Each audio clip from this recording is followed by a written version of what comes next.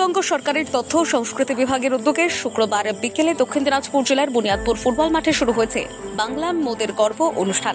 3 দিনব্যাপী এই অনুষ্ঠান ঘিরে জেলা জুড়ে উৎসবের আমেজ তৈরি হয়েছে। অনুষ্ঠানের সূচনা হয় প্রদীপ প্রজ্বলনের মাধ্যমে।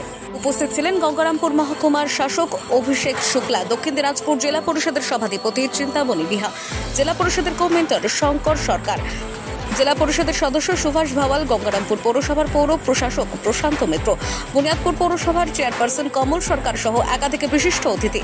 অনুষ্ঠানে মেলা প্রদর্শনী এবং এক্সপোর পাশাপাশি প্রতিদিন সন্ধ্যায় অনুষ্ঠিত হবে বিভিন্ন সাংস্কৃতিক অনুষ্ঠান। কলকাতা সহ রাজ্যের বিভিন্ন প্রান্ত থেকে আগত শিল্পীরা এই অনুষ্ঠানে অংশগ্রহণ করেছেন। এছাড়াও স্বনির্ভর গোষ্ঠীর প্রায় 22টি স্টল স্থান পেয়েছে মেলায়। এই স্টলগুলির মধ্যে মহিলারা নিজেদের উৎপাদিত সামগ্রী বিক্রি করছেন এবং স্বনির্ভরতার পথে আরও এক ধাপ এগিয়ে যাচ্ছেন। এ বিষয়ে গঙ্গারামপুর পৌরসভার পৌর প্রশাসক প্রশান্ত মিত্র বলেন, তথ্য দপ্তরে আধিকারিককে আমার প্রথমে শুভেচ্ছা অভিনন্দন জানাচ্ছি। পশ্চিমবাংলার মাননীয় মুখ্যমন্ত্রী মমতা ব্যানার্জি তার অনুপ্রেরণায় আজকে তারই দপ্তরে সংস্কৃতি দপ্তরের পক্ষ থেকে আজকে এই অনুষ্ঠানের মূল উদ্দেশ্য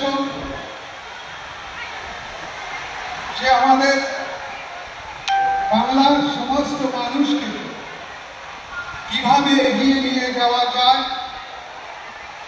সেই ব্যাপার নিয়ে আজকে এই ধরনের অনুষ্ঠান। এ বিষয়ে জেলা পরিষদের সদস্য সুভাষ ভাওয়াল বলেন, আজ দক্ষিণ দিনাজপুরের বুনিয়াদপুর শহরে আমাদের এই অনুষ্ঠান হচ্ছে।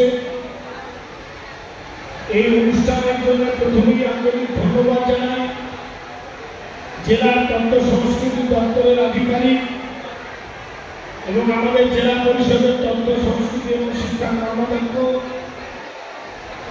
এবং যে ব্যক্তির অনুপ্রেরণায় গোটা বাংলা জুড়ে